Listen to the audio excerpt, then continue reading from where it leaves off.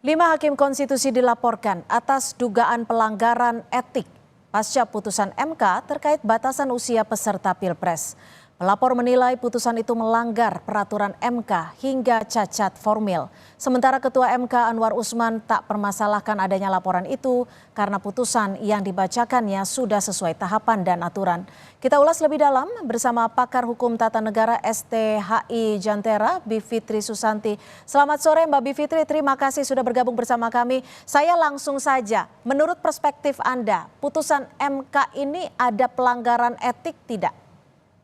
Menurut saya ada, karena yang paling kelihatan adalah benturan kepentingan antara Ketua MK dengan nama yang disebut oleh pemohon di dalam permohonannya. Ini permohonan yang dikabulkan ya, jadi langsung terlihat jelas orang yang akan mengambil keuntungan, walaupun dia bukan pemohon tapi disebut namanya, itu memang keponakan dari Ketua MK, itu yang paling jelas. Tapi hal lainnya juga banyak sih Mbak, misalnya bahwa legal standingnya pemohon Almas Saki Biru, jadi legal standing itu kan apakah kita itu ketika menjadi pemohon memang berhak atau tidak mengajukan permohonannya. Biasanya akan diuji apakah betul kita mengalami kerugian sebagai akibat dari pasal yang dimintakan untuk diuji itu. Nah biasanya MK itu ketat sekali, sampai partai yang tidak masuk dalam DPR saja itu tidak boleh atau tidak diterima legal standingnya ketika mempersoalkan sebuah peraturan yang terkait dengan kedudukan partai politik, dalam hal ini waktu itu presidential threshold. Nah tapi kenapa misalnya dalam putusan yang nomor 90 itu Almas Saki Biru yang salah satu argumentasinya adalah karena dia adalah pengagum dari Gibran Rakabuming, itu bisa diterima sebagai legal standing. Dan kemudian banyak lagi yang kita juga bisa baca semua sebenarnya di pendapat berbeda dari 4 hakim konstitusi yang dengan gamblang menceritakan begitu banyak ketidaknormalan dalam hukum acara yang dilakukan waktu pemeriksaan permohonan itu berlangsung sebelum diambilnya putusan tersebut. Jadi sebenarnya sudah banyak poin-poin penting yang dinilai ada pelanggaran etik. Jika memang terbukti ada pelanggaran etik, ini sanksi atau hukumannya bagi yang dilaporkan akan seperti apa? Bagi yang dilaporkan itu ada beberapa jenis, ada yang sifatnya teguran juga ada yang teguran lisan, ada juga yang tertulis. Kemudian tapi yang paling berat adalah tentu saja pemecatan. Nah ini yang kita mesti lihat lagi dalam proses nanti, setahu saya juga tidak hanya 1 pengaduan etik, tapi paling tidak sudah ada 4 dan mungkin akan bertambah lagi minggu ini.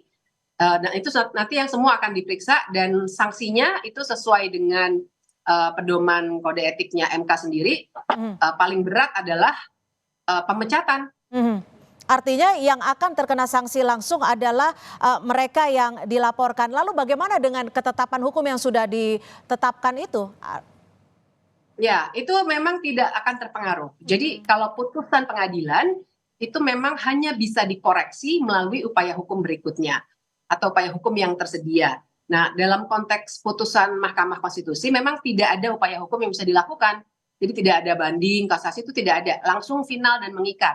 Nah, yang dipermasalahkan dalam etik adalah perilaku dari hakim yang memutus perkara itu.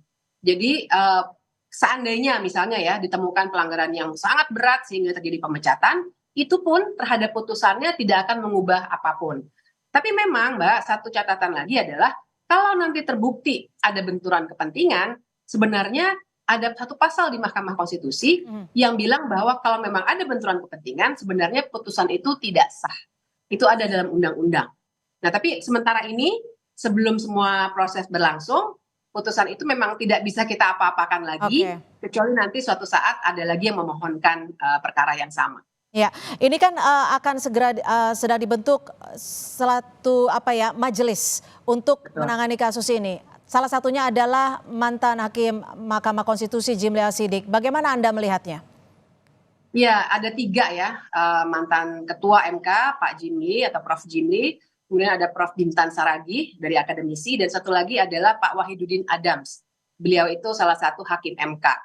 Saya masih punya catatan sebenarnya, tak kurang hormat saya pada Prof Jimli, apalagi beliau juga mantan ketua Mahkamah Konstitusi. Tapi kita semua publik sudah tahu bahwa sekarang Prof Jimli juga membantu di timnya Pak Prabowo sebenarnya ya. Kemudian itu saja menurut saya sudah menjadi catatan yang artinya nanti MK harus membuktikan kepada publik bahwa memang benar dia bisa mandiri meskipun ada catatan-catatan ini. Tapi bahwa ini sudah dibentuk, bisa segera bekerja, ini satu step gitu ya, tapi catatan itu tidak boleh kita pinggirkan begitu saja. Oke, apakah nantinya catatan yang Anda garis bawah ini akan menimbulkan konflik of interest?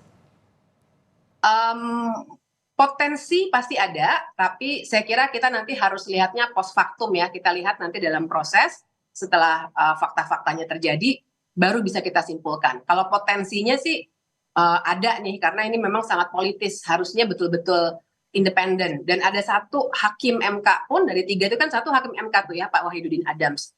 Itu juga berpotensi membuat MK ini akan cenderung sungkan barangkali untuk memberikan sanksi yang terlalu keras begitu. Padahal ini sebenarnya pelanggarannya sangat berat. Oke, baik. Terima kasih Mbak Bivitri Susanti, pakar hukum tata negara STHI Jantera, sudah bergabung bersama kami di Kompas Petang.